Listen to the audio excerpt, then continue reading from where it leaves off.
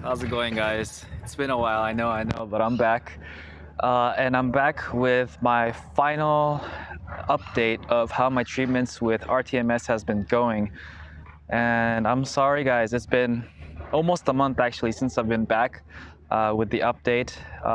But I just finished my TMS treatments last Friday, so 4 days ago. And I've been procrastinating, but I'm here today and I'm here to update you guys on how my treatments have been going since the last time that we saw each other, or you saw me. I didn't see you guys, but um, I like to imagine that you guys are on the other side of the camera.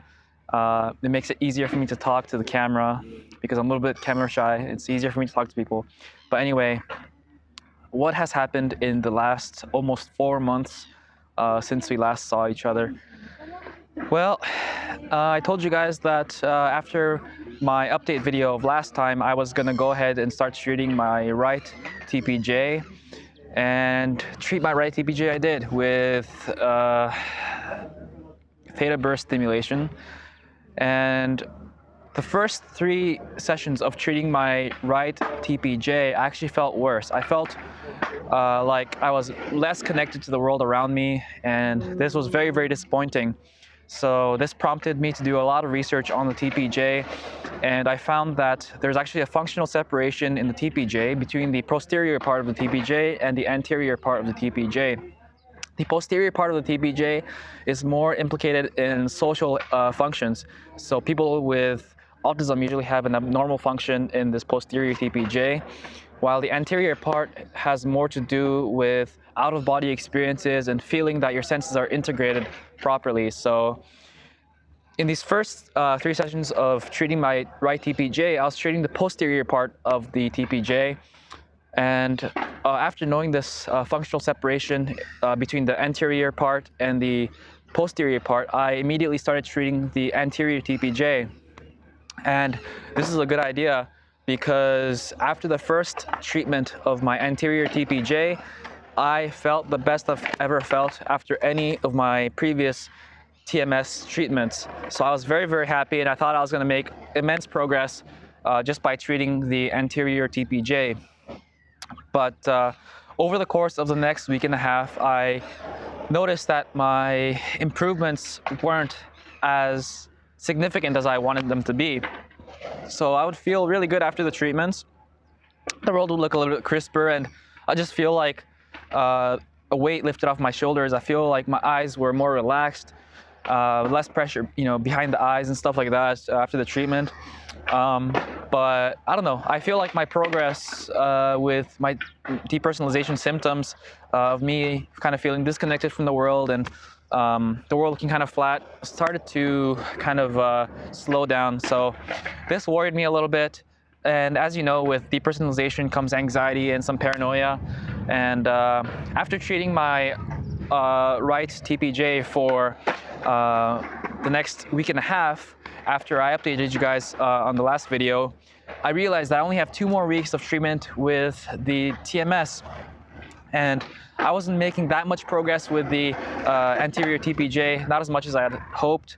And also I was still feeling some emotional numbing, which is a significant part of depersonalization disorder.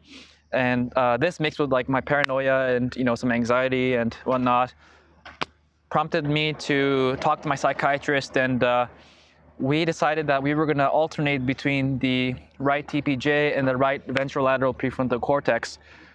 So for the 2 weeks after that, we decided to do 1 day right VLPFC, 1 day right TPJ, and then the next day VLPFC, then TPJ, VLPFC, TPJ. So we did that for 2 weeks until last Friday when I finished my treatments with TMS.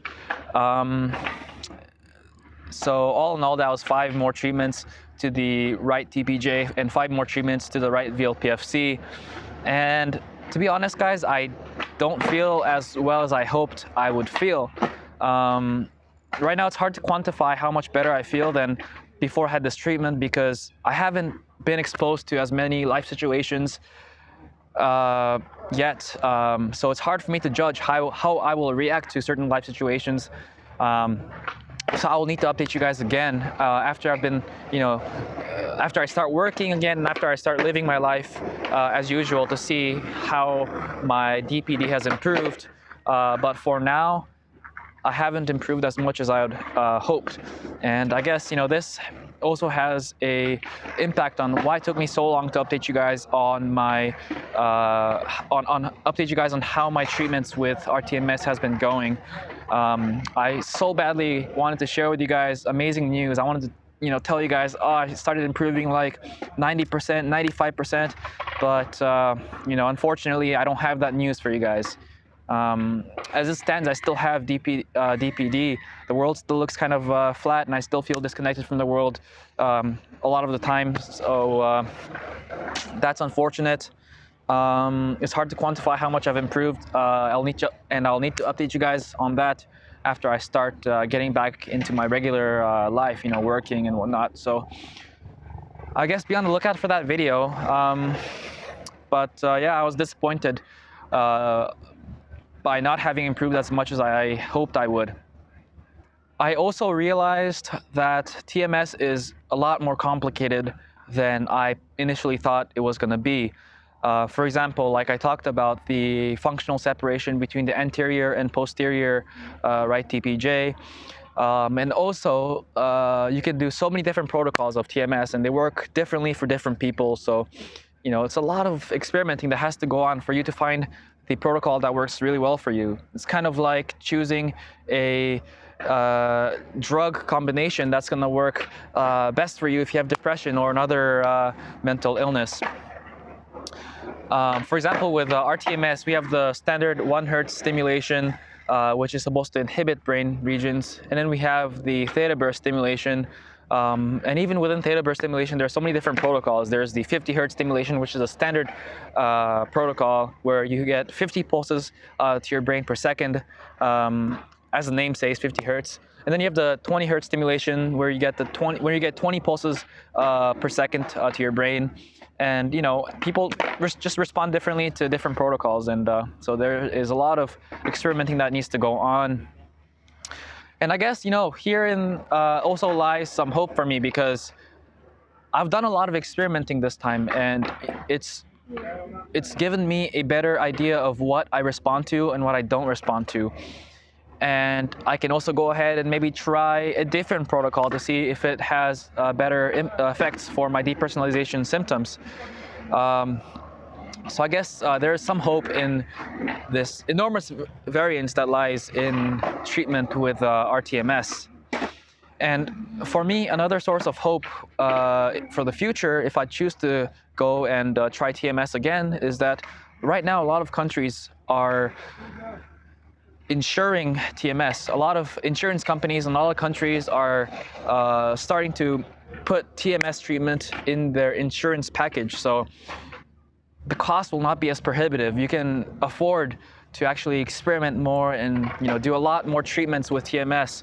And this is important because just like the variation of the different protocols of TMS, for some people, it takes a lot more treatments to feel better with TMS. Some people respond after 6 treatments, while other people respond after maybe 40 treatments, 50 treatments. So with coverage from insurance, this will become a lot more accessible to a lot more people, me included.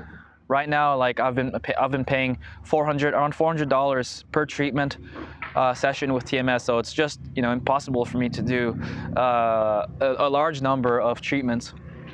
But in the future, hopefully, I will be able to find an insurance company that insures TMS, and that I will be able to experiment more with TMS and get more treatments with TMS and hopefully improve my symptoms even more. So that's another source of hope for me when I feel disappointed about my progress that I've made this time with my treatments with rTMS.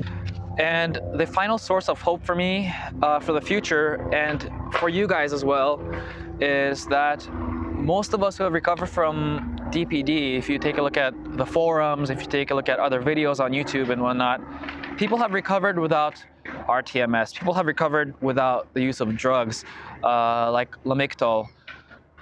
A lot of people have recovered just by living their life and being, engrossed in their life. And this shows that, first of all, you don't need these very specific and sometimes expensive treatments to recover from TMS.